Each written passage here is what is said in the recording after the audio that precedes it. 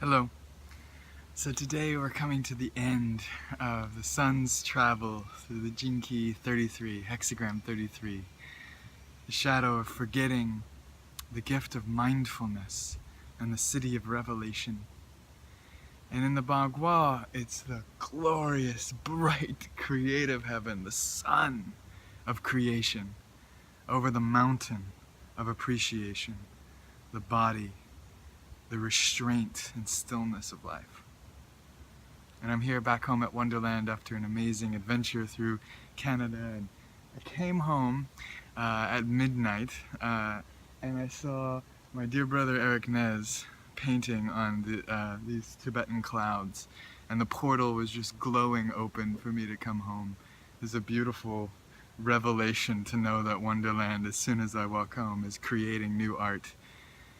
And also we came home to incredibly hot weather and this glorious sun.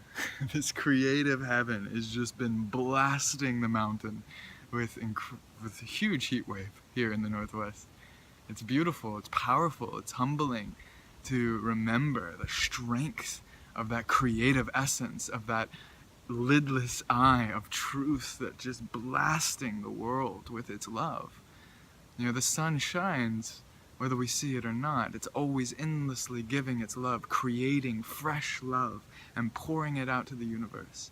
And here, this key of restraint, of withdrawal, of retreat, 33, the hexagram in the I Ching, is about retreating into the sanctity of the space of the temple of our body, in order to persevere, in order to gain, in order to walk well in the world. This divination, this oracle reminds us to come in first, to come into this sovereign sanctified temple of our body, of the breath, to withdraw from the world's distractions.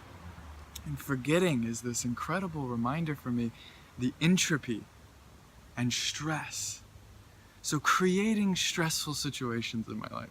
I've forgotten a few things, like physical things, over this last week, and maybe you've noticed as the sun plays its dance through this key, like, where have we forgotten? Where have we lost our presence? Where have we lost that mindful alertness in the moment?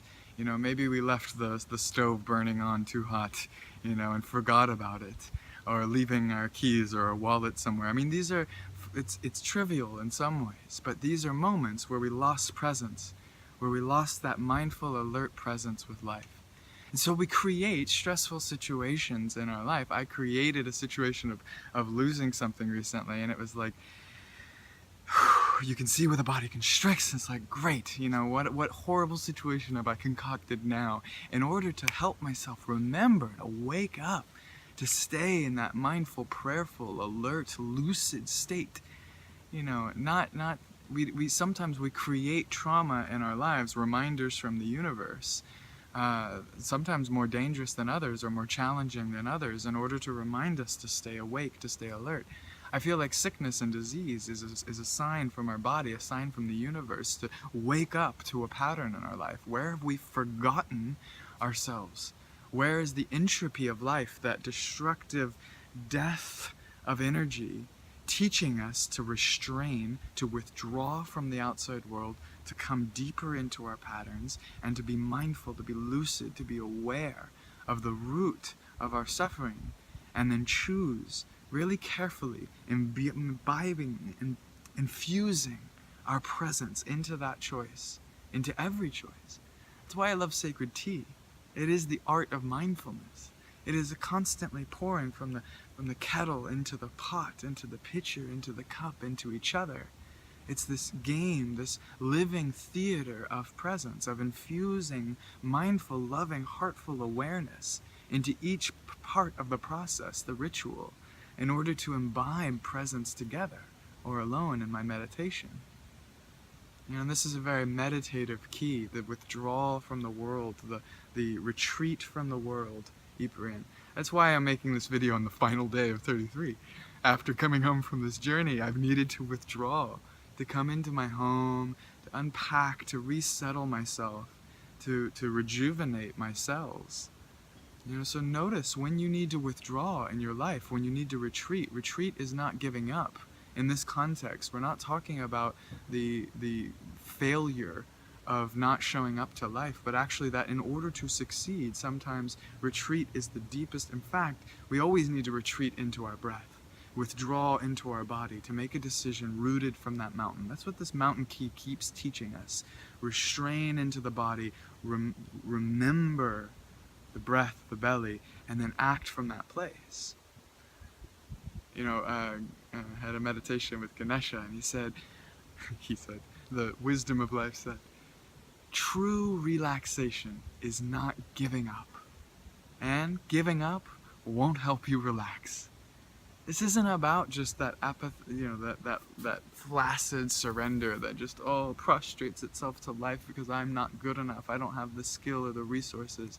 This is the strength of devotional awareness, of lucidity, in order to relax the cells, to receive what the next step really is, instead of racing around in that manic forgetting and that entropy and that manic depressive cycle of trying to reach outside of ourselves for center, when we instead finding our center, relaxing the breath, completing the circuit of breath, and then letting life create something new.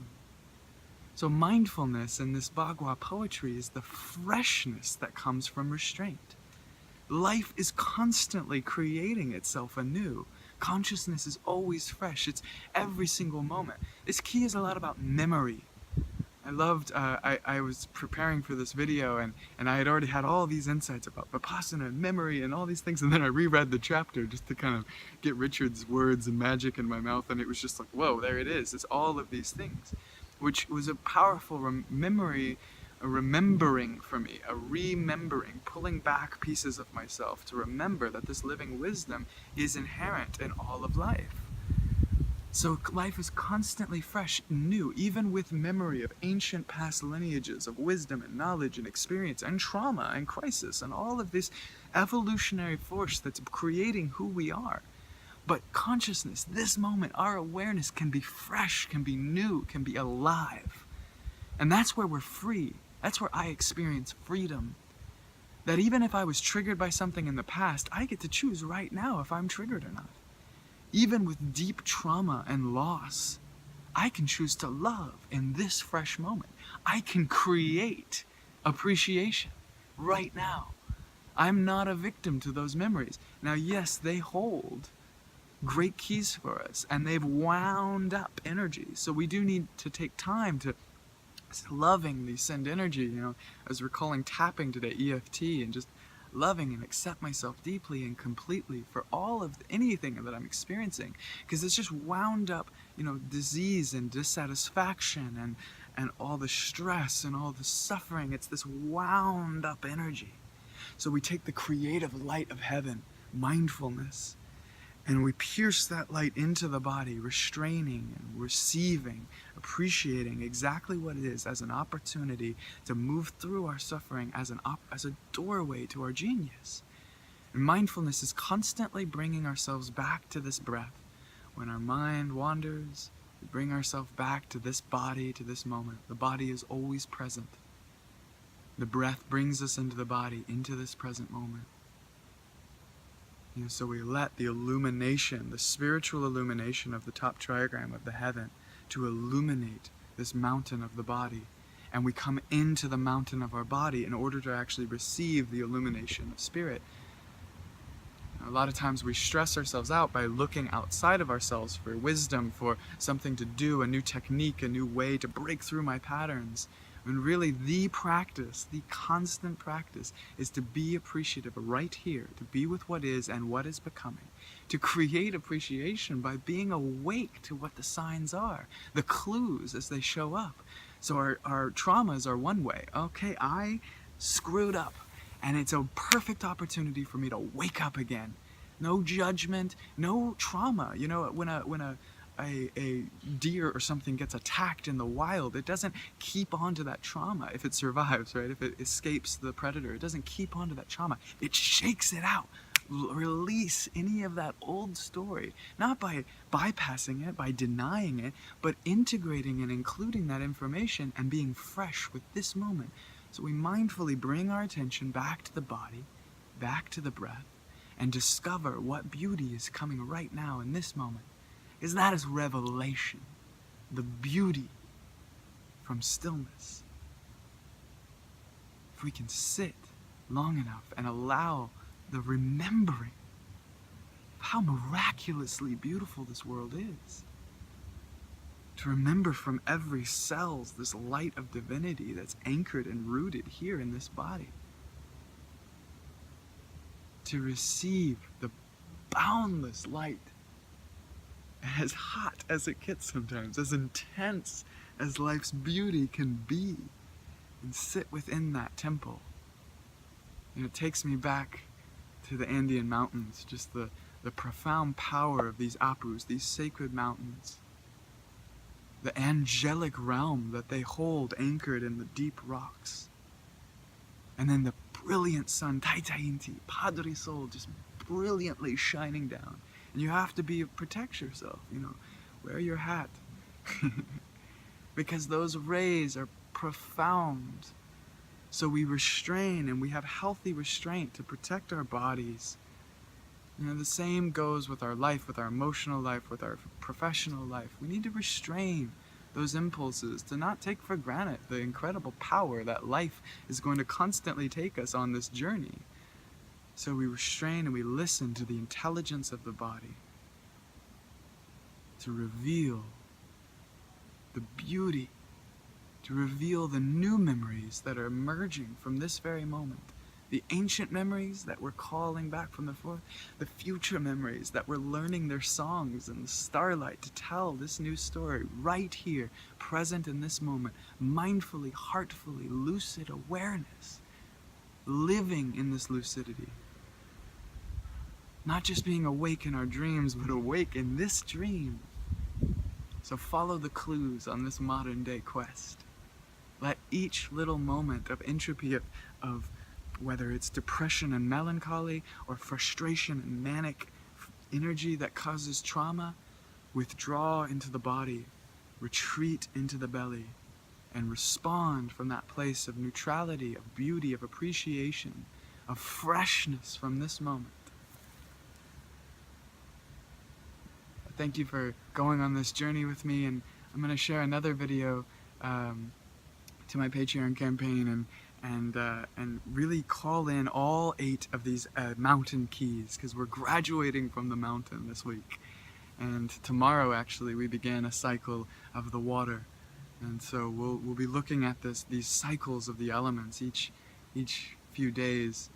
I just really want to honor the work of the mountain to restrain and cultivate and appreciate, and then learning from all the other elements what makes that mountain so unique and refined, so that we can learn to call on the mountain in times of stress. We can call on the deep restraint of the mountain to appreciate this moment of what is and what is becoming.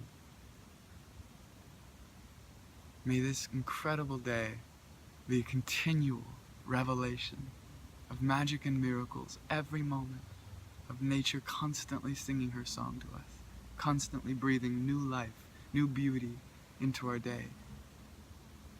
Whether it's trial and tribulation, suffering and sorrow, or great joy and bliss and ecstatic union,